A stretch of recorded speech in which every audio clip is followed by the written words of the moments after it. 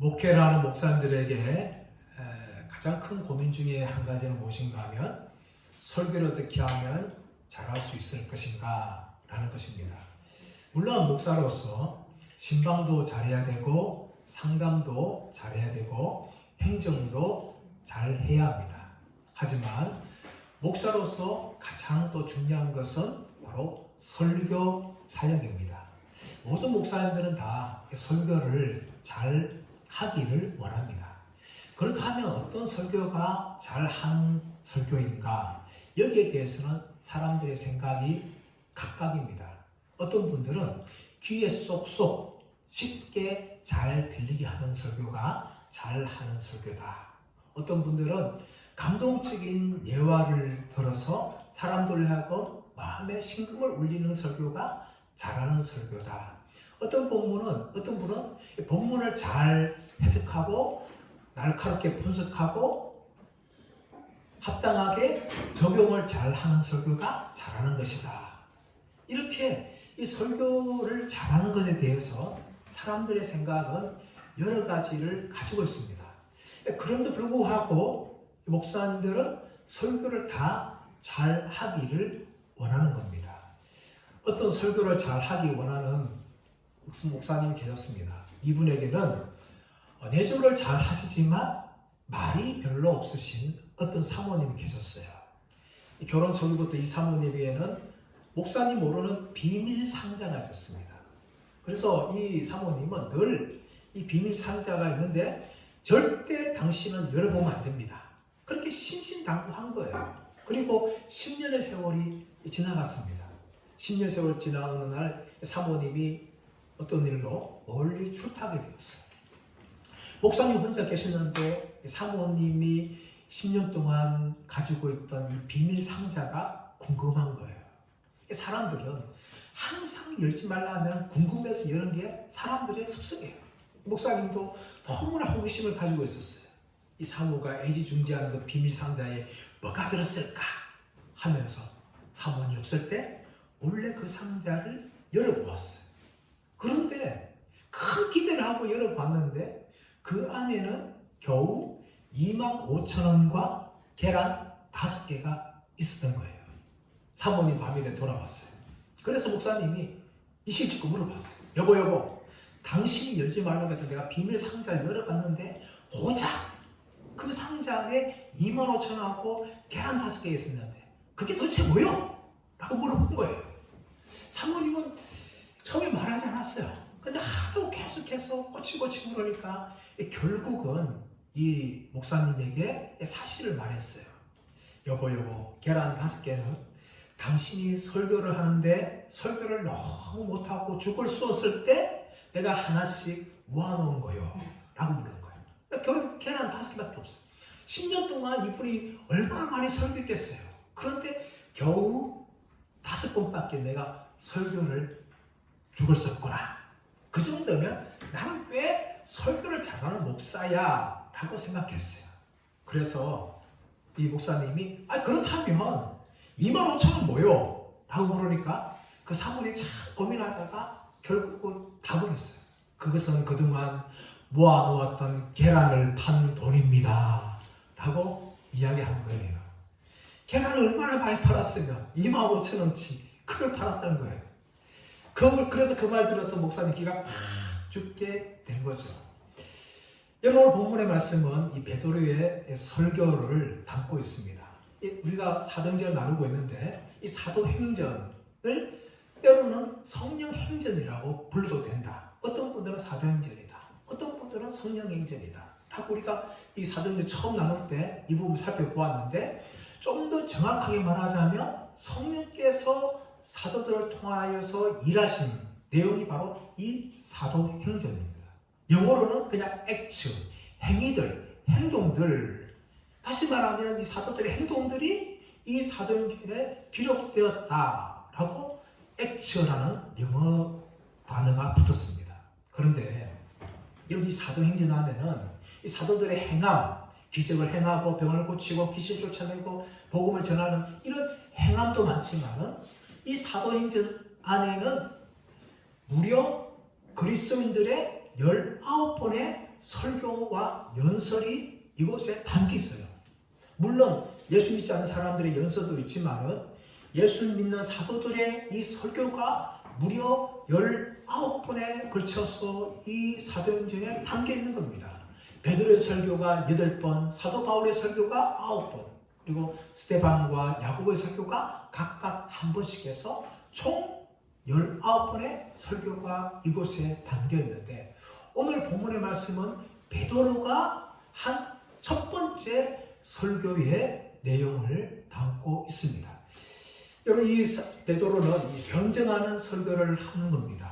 왜 변증하는가 하면 오순절 성령 강림이 있고 난 후에 사람들의 반응은 두 가지였어요. 하나는 어떤 반응이었습니까? 듣고 놀라는 거죠. 큰 충격을 받아 소동하였습니다. 그리고 또 어떤 사람들은 저 사람들이 세술에 취하여서 저렇게 다른 언어를 말하는 것이다 하면서 조롱을 하였어요. 그러므로 사도 베드로는 그런 조롱한 사람들 향하여서 다른 언어로 말하는 것이 술에 취해서 하는 것이 아니라는 것을 하면서 무엇보다 이것은 구약 성경에 말하고 있는 요엘서의 성취다라는 것을 먼저 14절부터 21절까지 그렇게 이야기합니다. 자, 14절 말씀 볼까요? 14절 제가 읽겠습니다. 베드로가 11 사도와 함께 서서 소리를 높여 이르되 유대인들과 예루살렘에 사는 모든 사람들아, 이 일을 너희로 알게 할 것이니 내 말에 귀를 기울이라 하면서 이제 베드로가 설교를 하는 거죠. 자, 15절 말씀 보시면 때가 제3시니 너희 생각과 같이 이 사람들이 취한 것이 아니라. 때가 제3시는 뭔가 하면 오전 9시를 말합니다. 오전 9시에 무슨 사람들이 술 취해가 이런 일을 하겠느냐 하면서 이 사람들이 세술에 취한 것이 아니다 라고 이야기하면서 이 모인 120명이 각각 다른 언어로들로 말하는 것은 바로 구약 성경에서 말하고 있는 요엘서가 그대로 다 임한 것이다 하면서 이야기하는 거죠. 16절 말씀 보시면 이는 곧 선지자 요엘을 통하여 말씀하신 것이니, 요엘서를 통해서 말씀하신 것인데 요엘서 2장 28절부터 32절의 내용이 여기에 나오는데, 베드로는 이 요엘의 말씀을 가지고 오순절날에 임한 것이다 라고 이야기합니다. 17절 말씀 보시면 하나님이 말씀하시기를 말세에 내가 내 영을 모든 육체에 부어주리니 너희 자녀들은 예언할 것이요 너희 젊은이들은 환상을 보고 너희 늙은이들은 꿈을 꾸리라. 18절도 그때에 내가 내 영을 내 남종과 여종들에게 부어주리니 그들이 예언할 것이요 라고 이야기합니다.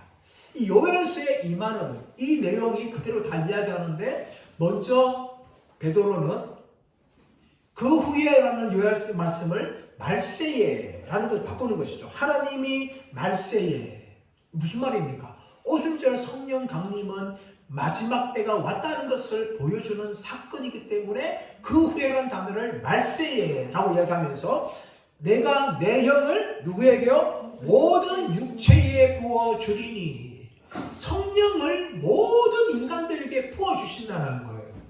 성령의 기름 부으심이 있는 거죠. 근데 여러분, 이것은요, 놀라운 이야기입니다. 구약 성경에 보시면 이 성령이 기름 붓는 것은 왕이나 제사장이나 선지자나 이 특별한 사람들을 임명할 때에 기름을 부었어요.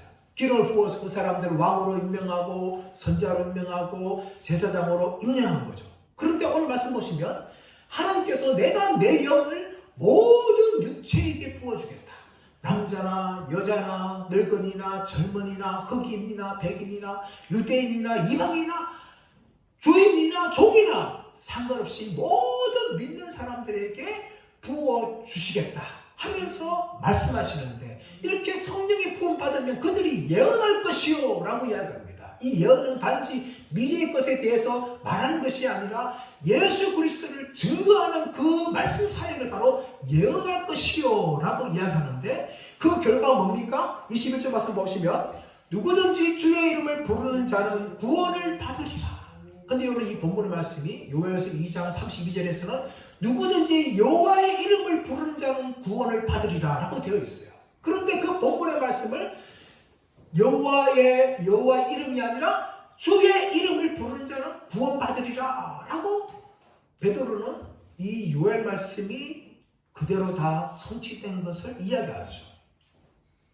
요엘서 2장 32절에서는 여호와의 이름을 부르는 자는 구원을 받는다 말하지만 베드로는 누구든지 주의 이름을 부르는 자는 구원을 받으리라 라고 이야기하면서 이 요엘의 사건의 모든 성취가 다 이제 예수 그리스도에게 적용되었고 그 적용된 것을 바로 성령님께서 일하심을 통하여 모든 민족들이 구원받게 하시는 이 성령의 시대가 열렸다는 것을 베드로는 설교하고 있는 겁니다. 근데 여러분 이 본문이 요엘서 2장 28절은요 누구에게 이미 다 성취된 거라고요? 예수 그리스도께서 오심을 통하여 다 성취된 겁니다.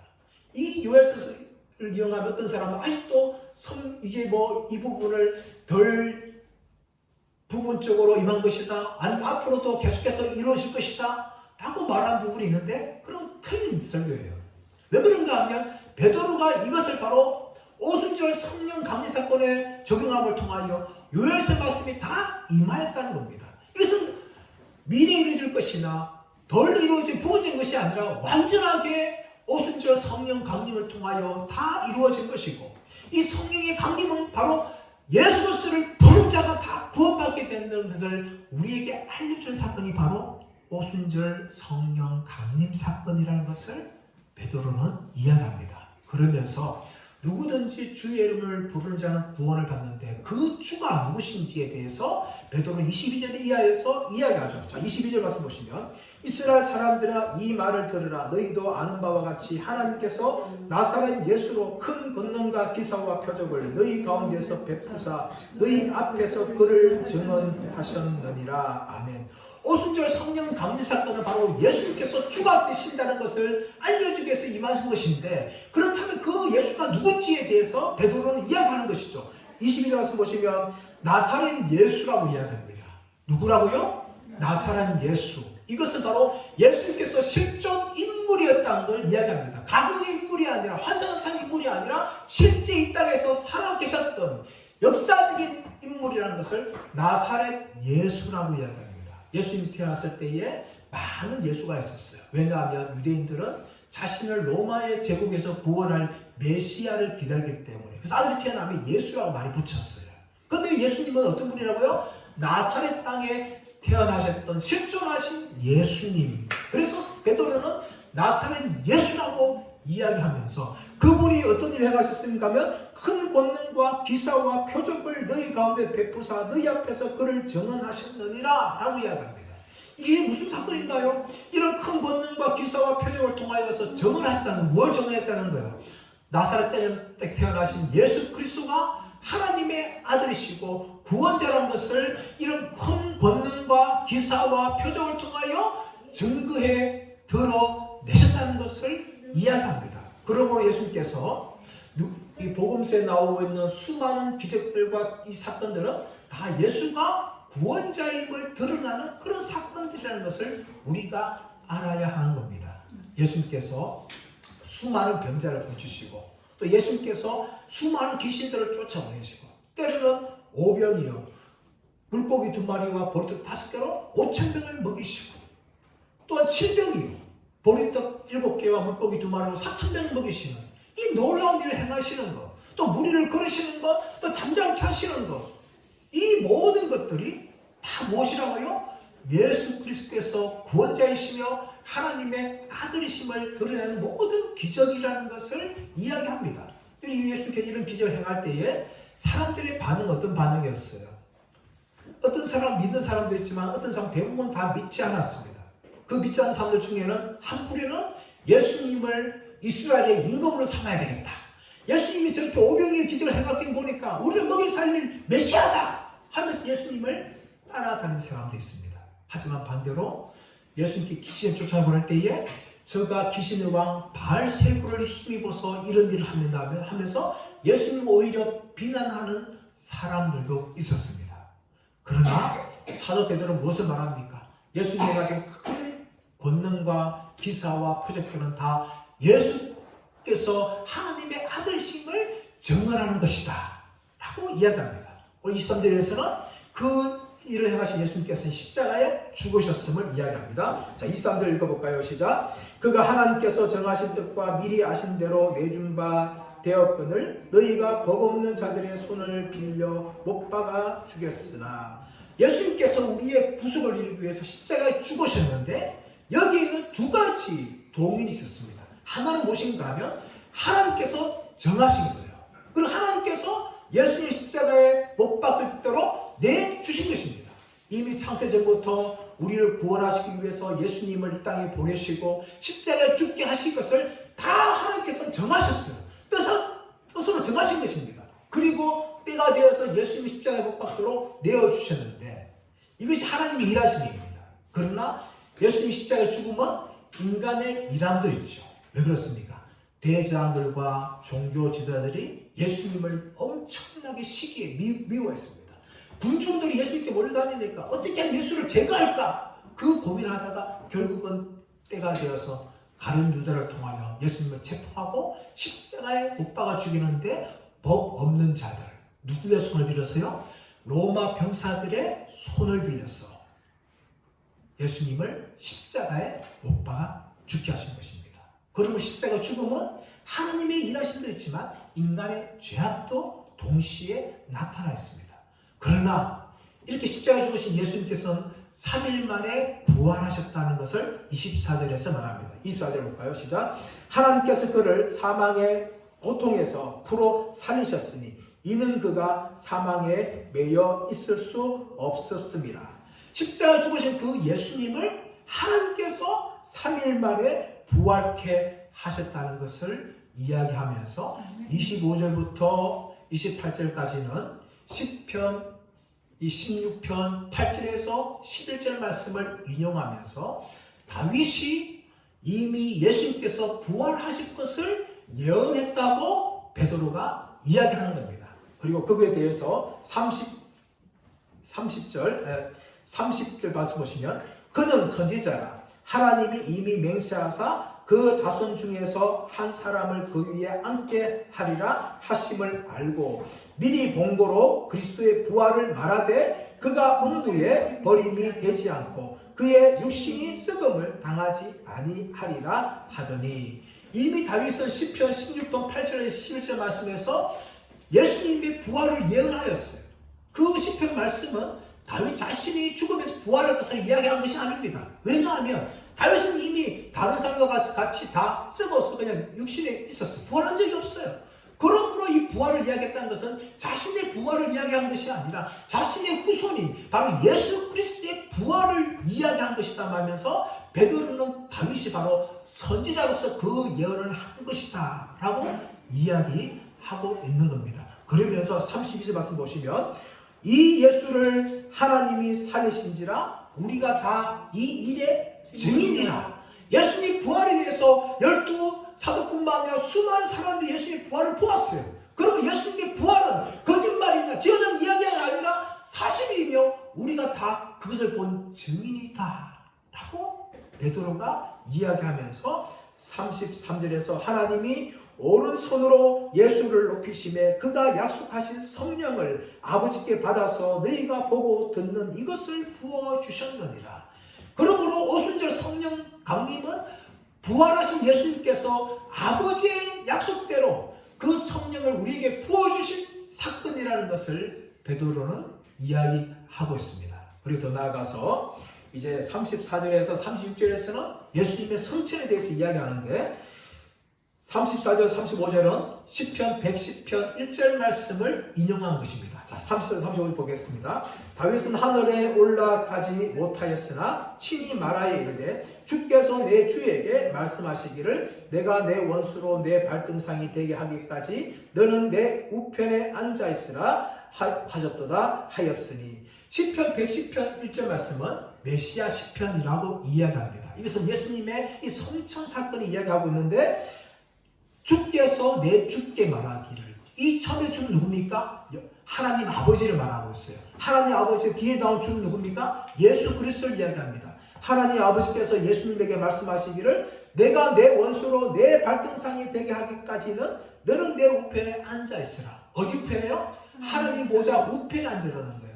보좌 우편은 무엇을 말하고 있는가 하면 동등됨을 이야기합니다. 동등됨. 하나님 아버지와 예수 그리스도는 하나님으로서 동등하신 하나님이라고 이야기하죠. 그렇기 때문에 예수님께서 하나님 보좌 우편에 앉을 수 있는 거예요. 이 우편에는요, 아무나 못 앉아요. 아무리 영광스러운 천사를 할지라도 하나님 보좌 우편에 앉을 수 없어요. 왜 그렇습니까? 아무리 천사가 영광스럽다 할지라도 그때는 피조물에 불과하기 때문에 그 자리에 앉을 수 없고 오직 성자 하나님이신 예수님만이 앉을 수 있는데 언제까지요?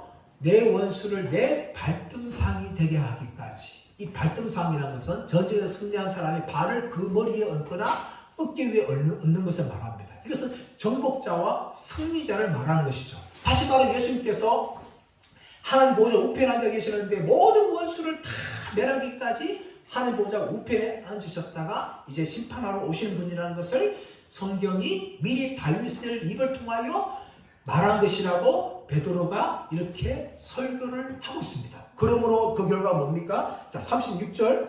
그런즉 이스라엘 온 집은 확실히 알지니 너희가 십자가에 못 박은 이 예수를 하나님이 주와 그리스도가 되게 하셨느니라 하니라. 하나님이 예수를 무엇을 만들었다고요? 주와 그리스도, 우리의 구원자와 우리의 메시아로 만들어 주셨다라고 이야기하고 있습니다. 여러분, 이렇게 긴 이 베드로의 설교는 무엇을 말하고 있는가 하면 오순절 성령 강림 사건은 세술의 치안 사건이 아니라 성령님께서 임하신 사건이라는 것을 이야기하고 있습니다. 그리고 동시에 무엇을 말합니까? 바로 그 사건을 통하여 모든 민족들이 구원을 받을 수 있는 길을 열어주신 것이다. 누구든지 예수를 부른 자는 구원을 받으리라 하면서 베드로가 이 설교를 마칩니다. 이렇게 긴 설교를 마칠 때에 자, 그렇다면 이 설교를 들었던 사람들의 반응이 어떨까요? 자, 37절 말씀 읽겠습니다. 시작. 그들이 이 말을 듣고 마음에 찔려 베드로와 다른 사도들에게 물어 이르되 형제들아 우리가 어찌할꼬 하거늘. 베드로의 이 긴 설교를 들었던 사람들이 어떻게 합니까? 마음에 찔림을 받았어요. 이 마음에 찔림 받았다는 것은 긴 창으로 푹 찔러서 관통시켜 나가는 것 같은 것을 이야기하는 것입니다. 그 정도의 마음에 큰 찔림을 그들은 받았다라고 이야기하면서 형제들아 그렇다면 우리가 어찌하면 좋겠느냐 이렇게 반응을 합니다. 그러자 베드로가 38절에 말하고 있죠. 자, 베드로가 이르되 너희가 각각 예수 그리스도의 이름으로 세례를 받고 사함을 받으라. 그리하면 성령의 선물을 받으리니. 여기에는 베드로가 이 찔림받는 사람들을 향한 세 가지의 영적인 도전이 있습니다. 하나는 무엇인가 하면 너희가 회개하라. 회개하라는 것입니다. 회개하라. 이 회개하라는 단어가 헬라성어로 메타노에오. 메타는 바꾸다. 메타는 바꾸다. 그리고 노에는 생각하다. 두 단위 합쳐서 뭡니까? 생각을 바꾸라는 거예요. 생각을 바꾸라는 것이 회개입니다. 회개. 여러분, 변화는 어디서 시작할까요? 우리의 생각을 바꾸는 데부터 변화가 일어나는 겁니다. 잘못된 길에 대해서 생각을 바꾸면 그 잘못된 길에서 돌아서게 되는 거죠. 악한 일에 대해서 생각을 바꾸면 그 악한 일에서 돌아서게 되는 겁니다. 그럼 회개가 무엇인가 하면 우리의 생각을 바꾸는 것이에요. 생각을 바꾸다 보면 우리의 가치관이 바뀌게 되어지고 우리의 삶까지 바뀌게 되는 거죠. 이것이 바로 회개라는 것입니다. 과거에는 예수님을 믿지 않았던 그 불신앙의 생각을 바꾸어서 예수님을 믿는 대로 나아가게 되는 것이죠. 이것이 바로 회개입니다. 그러나 가룟 유다에는 회개한 것이 아니죠. 후회한 것이에요. 다시 자신의 잘못을 양심적으로 뉘우치면서 불과합니다. 회개하고 돌이켜야 되는데 그런 감정적으로 뉘우침만 하였고 회개하지 않았기 때문에 멸망한 거예요. 그리고 중요한 것은 구원을 받기 위해서 무엇이 필요한가 하면 회개가 필요한 것입니다. 우리의 불신앙과 우리의 잘못된 생각을 바꾸는 이 회개가 있어야 구원이 시작된다는 것이죠. 그러므로 베드로는 그 찔림받는 사람들 향하여서 너희가 회개하라 그렇게 이야기하는 겁니다. 두 번째 뭡니까? 자, 두 번째 보시면 각각 예수 그리스도의 이름으로 세례를 받고 죄 사함을 받으라. 이게 두 번째 사건이에요. 누구의 이름으로요? 예수 그리스도의 이름으로 세례를 받는다. 각각이 받으라는 거예요. 여러분 믿음은 각자의 것입니다. 각각 믿어야 되는데 각각 예수 그리스도 이름으로 세례를 받는 걸 이야기합니다. 여러분 세례는 뭡니까? 세례는요, 우리가 예수 그리스도를 믿는다는 표시가 바로 세례입니다. 세례. 그래서 물세례를 받는 거죠. 근데 여러분 이 세례는요, 단지 물로만 세례 받는 것이 아니라 그 세례 안에 무엇이 의미가 있는가 하면 영적인 굴복이 있습니다. 과거에는 내가 내 마음대로 살았어요. 내 인생의 주인은 나였습니다.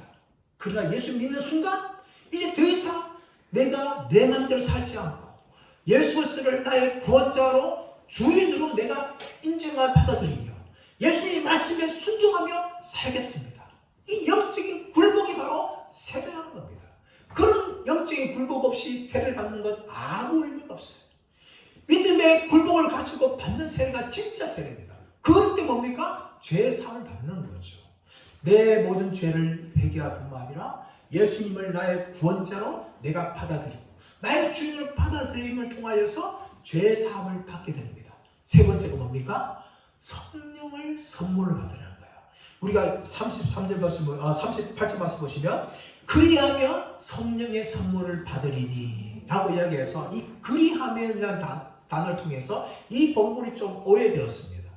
헬라어로 보면 이 그리하면이라는 이 접속사가 카이라는 접속사예요.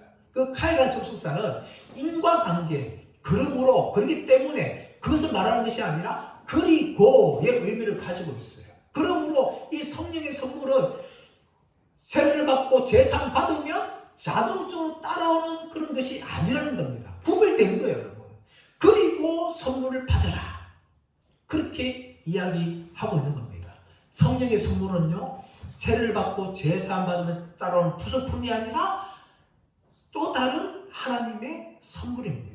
것입니다. 성령이 임할 때 우리가 거듭나게 되어지고 믿음이 생기게 되어지고 또 성령이 우리 가운데 임함을 통하여서 우리의 영혼이 바뀌게 되어지고 더 나아가서 우리의 삶이 변화되어지는 것이죠. 그러면 사도 베드로는 이 세 가지의 영적인 도전을 하는 겁니다. 하나는 무엇입니까? 회개하는 거예요. 두 번째는 뭡니까? 예수 그리스도의 이름을 믿고 예수 그리스도의 이름으로 세례를 받고 죄의 사함을 받는 거예요. 그리고 성령의 선물을 받아서 너희가 거듭날 뿐만 아니라 계속해서 하나님의 사람으로 하나님의 형상을 가진 사람으로 변화될 것을 베드로는 이렇게 도전하고 있는 겁니다. 이 세 가지 영적인 도전은요, 그 당시에 이 베드로의 설교를 듣고 마음이 찔렸던 사람들만 하는 것이 아닙니다. 39절 말씀 보십시오.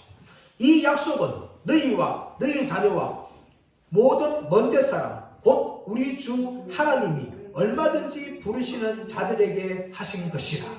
너희가 누구예요? 이 베드로 설교 듣는 사람들만 이야기하는 겁니다. 그런데 여러분, 그 사람뿐만 아니라 너희 자녀와 모든 먼데 사람 곧 주 우리 하나님이 얼마든지 부르시는 자들에게 하신 구원의 약속이라는 것을 베드로가 말하고 있는 것입니다.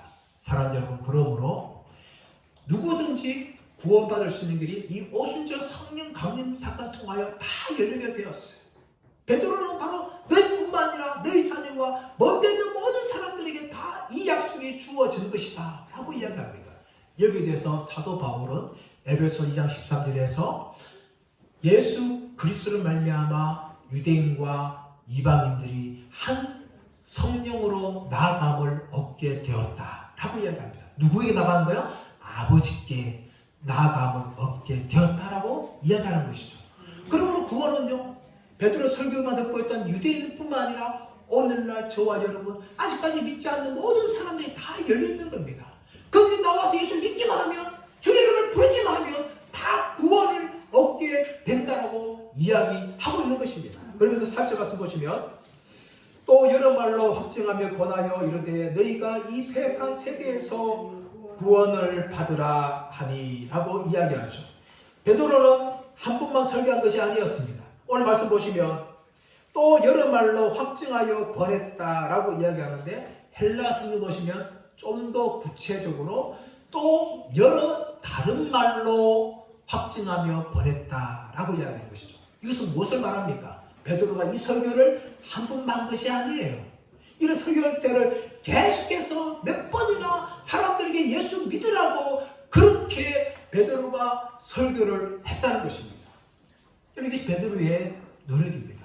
그러면서 베드로는 이 사람들이 어디서 구원받을 말합니까? 40 하반에 말씀하시면 너희가 이 패역한 세대에서 구원을 받으라 라고 이야기하죠. 이 패역하다는 것은 이 한글 성경 보면 도리에 어긋나고 불순함을 의미합니다. 그것이 패역이에요.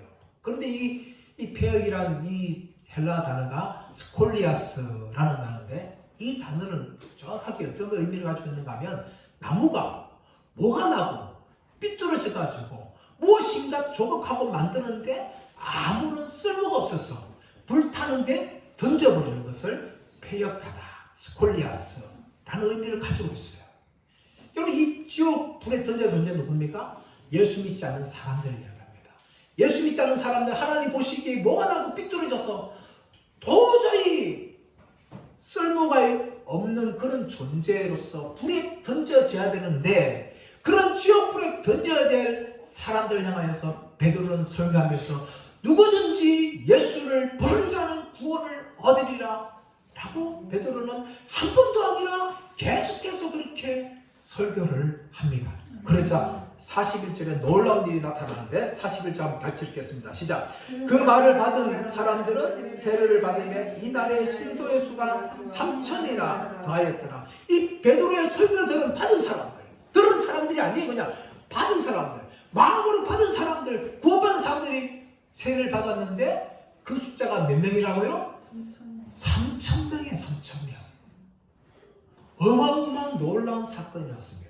이 오순절 성령 강림할 때에 적어도 120명의 성도들이 설교를 하고 성령 강림을 체험하였는데 베드로의 설교를 여러 번 했던 베드로의 설교 들은 사람들이 3,000명이나 예수를 받고 그리고 세례를 받았어요.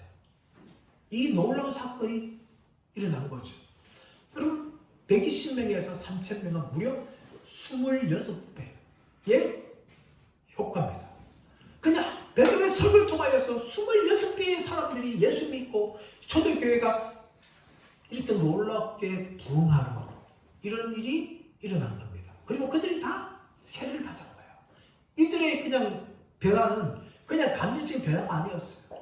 세례를 통하여서 예수님을 자신의 구원자로 메시아로 인격적으로 받아들인 거예요. 그것도 누구예요? 대부분 다 유대인들이 예수를 부른다는 것은 기적입니다. 기적.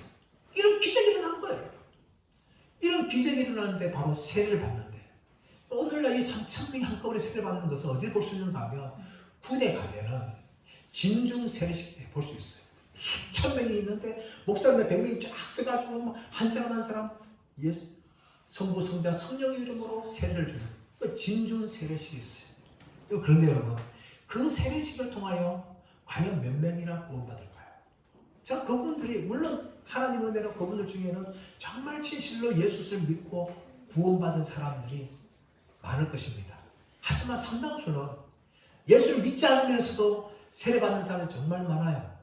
군에 들어와서 감정이 격해가지고 받는다든지 또 교회하면 잠을 잘 수 있을 것이나 교회 생활 하려고 받는 사람도 있고 또 조금까지 준다니까 교회 와서 받는 사람도 있고 여러 가지 다양한 이유들로 인하여서 이 교회 오고 세례를 받는 사람들이 많다는 겁니다. 이런 진중 세례식에 비해서 이 오순절날에 일어났던 이 3,000명이 세례를 받고 구원받는 사건들은 진실하게 성령의 역사를 통하여 구원받은 사건임을 오늘 성경은 이야기하고 있는 것입니다. 이것이 바로 베드로의 설교예요. 이 베드로의 설교를 통해서 이 놀라운 일이 일어난 거죠. 그러나 이 베드로는 이렇게 놀랍게 설교했지만 오늘날 저와 여러분도 동일하게 베드로처럼 예수님을 전할 수 있어야 됩니다. 그렇다고 우리가 어떤 예수를 전해야 될까요? 바로 베드로가 전했던 예수는 나사렛 예수였어요. 이 땅에 동정녀 마리아를 통하여서 태어났고 이 땅에서 33년을 사셨고 또 십자가에 죽으셨을 뿐만 아니라 3일 만에 부활하셨고 또 승천하신 구원자 예수 그리스도를 우리가 전해야 될 줄 믿습니다. 이 예수를 전하면서 우리는 때로는 핍박받을 수 있고 조롱도 당할 수 있습니다. 하지만 우리의 마음대로는 그 조롱과 핍박을 두려워하지 않고 담대하게 우리는 전해야 됩니다. 그리고 한 번만 전하는 것이 아니라 그들에게 계속해서 전해야 돼요. 베드로가 한 번만 설교한 것이 아니라 또 여러 다른 말로 확증하여 보냈다 하는 것처럼 우리는 그들에게 어떤 핍박을 받는다 할지라도 조롱을 받는다 할지라도 끊임없이 예수 그리스도를 전하는 믿음의 사람들이 되어야 될 줄 믿습니다. 그러면서 우리는 결코 낙심하지 말아야 됩니다. 우리는 베드로가 아니에요. 저와 여러분 베드로가 아닙니다. 베드로는 여러 번 설교를 통하여서 3,000명이 회개하는 놀라운 일이 일어났지만 저와 여러분의 그런 일들이 일어날 일은 거의 없을 것입니다. 그러나 여러분, 우리가 복음을 전하여서 믿는 사람이 너무나 적다 할지라도 결코 낙심하지 마십시오. 성사님도 저 멀리 오지에 가서 30년 동안 복음을 전했는데 겨우 한 사람 구원한 그런 성사도 있습니다. 그렇다면 우리가 복음을 전하다가 결코 낙심하지 말아야 됩니다. 갈라디아서 6장 9절 말씀처럼 우리가 복음을 전하다가 낙심하지 말지니 때가 이르면 반드시 거두리라 라고 말씀하고 있습니다. 그렇다면 여러분 우리도 낙심하지 말고 아직까지 믿지 않는 가족들과 친척들과 이웃과 친구들에게 구원자 되신 예수 그리스도 나를 위해서 십자가에 죽으시고 3일 만에 부활하시고 지금도 하나님 보좌 우편에서 이 땅을 통치하시는 그 예수 그리스도를 담대하게 전하시는 저와 여러분들 되시기를 예수의 이름으로 축원합니다.